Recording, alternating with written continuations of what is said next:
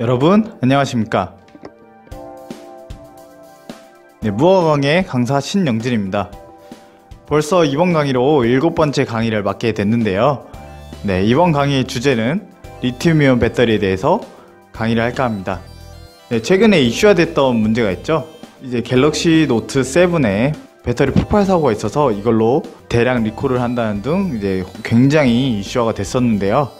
이걸 맞물려서 오늘은 그 핸드폰 배터리로 많이 사용하는 리튬이온 배터리에 대해서 설명해 드리겠습니다. 이제 리튬이온 배터리가 무엇이냐 하면은 이제 기존에 사용하던 건전지와는 많이 차이점이 있습니다. 기존에 사용하는 이제 슈퍼나 마트에서 쉽게 구매할 수 있는 건전지들은요 1차 전지라고 합니다. 안에 수은이 들어가 있죠. 수은 전지라고 하고, 그 건전지와 차이점이 뭐냐면 리튬이온 배터리는 충전해서 재사용이 가능하다는 게, 이제 기존에 있던 건전지들을 이제 그 차이점에 의해서 1차 전지라고 하고, 이제 지금 저희가 핸드폰 배터리를 많이 사용하는 리튬이온 배터리는 2차 전지라고 합니다.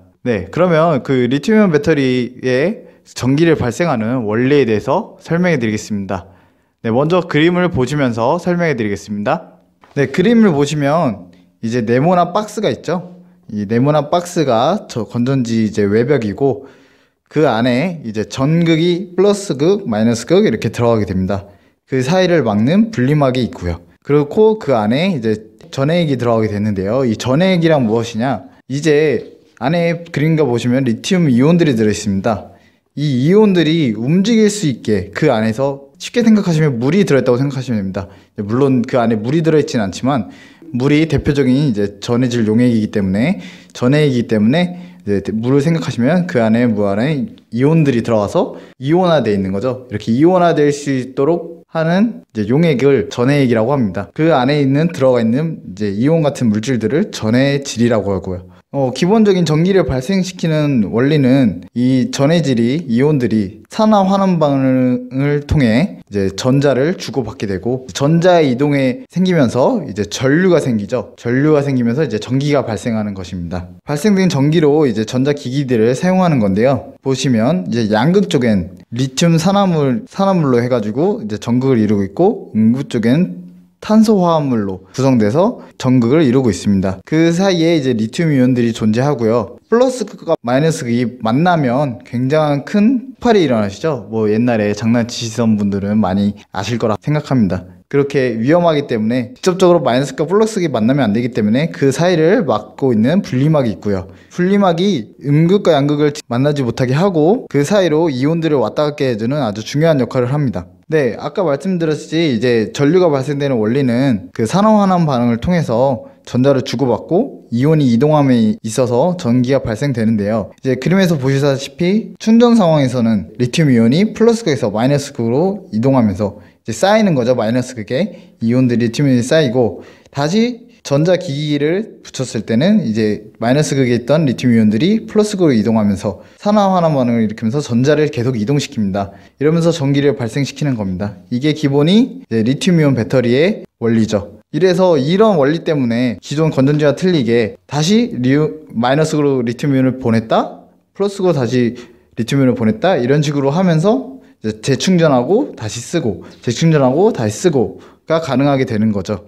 이제 최근에 그 노트 7의 그 폭발 사고는 원인을 찾아보니까, 이 원인은 이제 노트 7의 경우 이제 전에 사용하던 노트 시리즈의 핸드폰보다는 폭을 줄이려고 이제 삼성 쪽에서 많이 했는데요. 폭은 줄이면서 한마디로 배터리 크기를 크면 클수록 더 많이 전 이온도 넣을 수 있고 전해액이 들어가기 때문에 전극도 커지고요. 이제 전기량을 많이 만들 수 있는데, 사이즈는 작아지는데 기존 핸드폰보다 용량은 증가시켜야 되잖아요. 배터리가 더 오래 가야 되고, 요새는 또 예비 배터리 같은 것도 없기 때문에 배터리가 더 오래 가야 되고 하니까 이 용량을 증가시키려고 하니까 막이랑 전극이랑 간격들이 좁아지는 거죠. 전극이 좁아지는 것 때문에 음극과 양극이 아까 보시다시피 이 폭이 줄으면서 이제 만나게 되고, 이제 만나면서 이제 스파크가 트기거나 아니면 열이 과다하게 발생하거나 이런 식으로 하면서 이제 안정성이 떨어진 겁니다. 폭발까지 이루어지는 사고가 발생된 것입니다. 이제 다시 그림에서 벗어나서 이제 다시 화면으로 돌아오겠습니다. 그러면 이 리튬이온 배터리의 가장 큰 장점과 단점이 있는데요. 장단점에 대해서 설명해 드리겠습니다. 이제 장점으로는 무엇이 있냐? 첫 번째 장점은 매우 가벼운 겁니다. 기존 건전지들은 요만큼 조그만한데도 굉장히 무겁죠. 지금 핸드폰 배터리보다 굉장히 크기가 작은데도 불구하고 건전지를 딱 드셨을 때 무게감이 좀 있을 것입니다. 이게 그 리튬이온 배터리의 큰 장점입니다. 다른 기존의 건전지보다 굉장히 무게감이 적고 가볍다는 것이죠. 이 가벼울수록 크기가 커져도 더 많은 전기를 만들 수 있다는 거죠. 기존에 사용하던 건전지들은 크기가 커지면 너무 무거우기 때문에 이제 휴대를 할 수 없거나 다른 기기에 결합해서 사용하기가 힘든데요.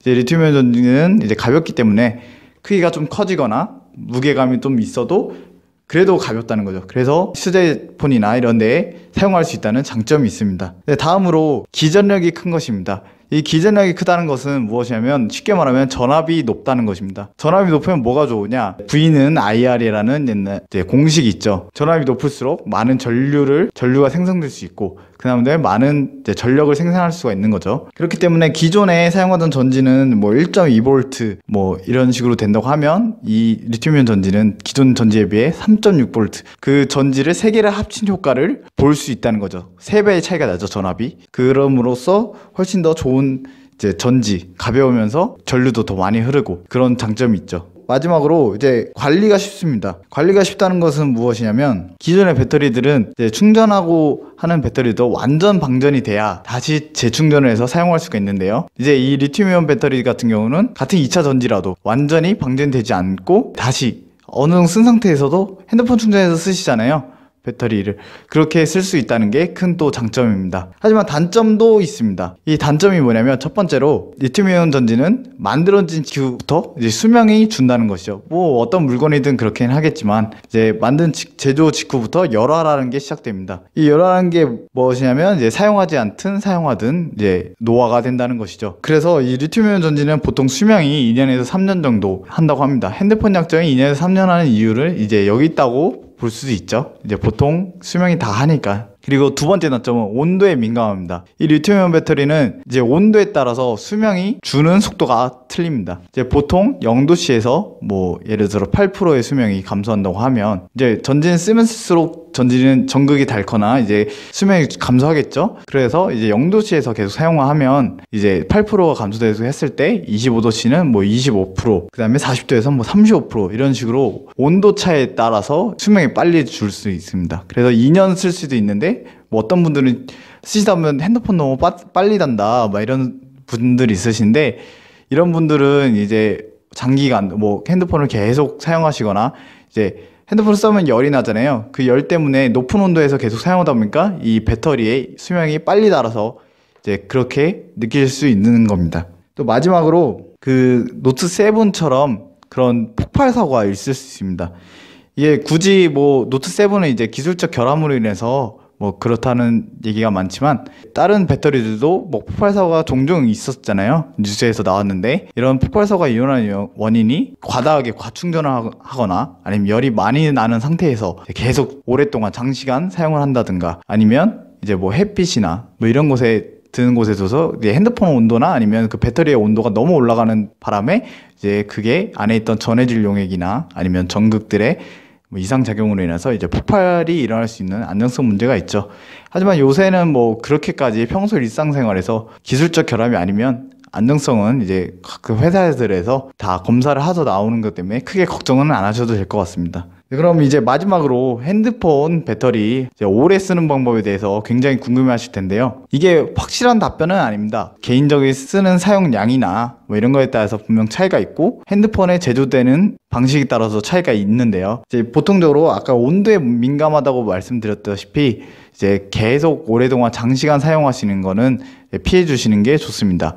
당연한 얘기긴 하지만 이 장시간 사용하고 또 충전했으면 되겠지 이 생각을 하시는데 높은 온도에서 계속 지속해서 사용하시다 보면 말씀드렸듯이 수명이 금방 줄기 때문에 오래 사용하지 못하고 이제 기존 수명보다 짧게 쓰는 그럴 수 있습니다. 네, 그 다음으로는 이제 완전 충전하는 것이 별로 좋지 않다고 합니다. 이제 완전 충전하기보다는 한 중간쯤 한 50% 정도 사용했다 쓰고 그 다음에 다시 충전해서 쓰고 50% 정도만 충전했다 쓰고 이런 식이 이제 리튬이온 배터리를 이제 오래 쓸 수 있는 방법이라고 하네요. 또 다음으로는 이제 뭐 무선 충전이라든지 너무 높은 전압이나 높은 전류의 충전기로 충전하지 않는 것이 좋다고 합니다. 네, 최근에 뭐 삼성에서 무선 충전 개발돼서 나왔는데요. 저도 지금 많이 쓰고 있는데 이 무선 충전이 에너지 열 전달 효율도 떨어지고 충전시킬 때 열을 많이 발생시켜서 역시 마찬가지 이유로 핸드폰 배터리의 수명을 빨리 줄여줄 수 있게 한다고 합니다. 이상으로 이번 강의를 마치겠습니다. 궁금한 점도 많으실 텐데 뭐 그런 부분은 뭐 댓글로 달아주시거나 뭐 이 영상을 보시고 Q&A를 올려주시면 그거에 대한 답변을 또 드리겠습니다.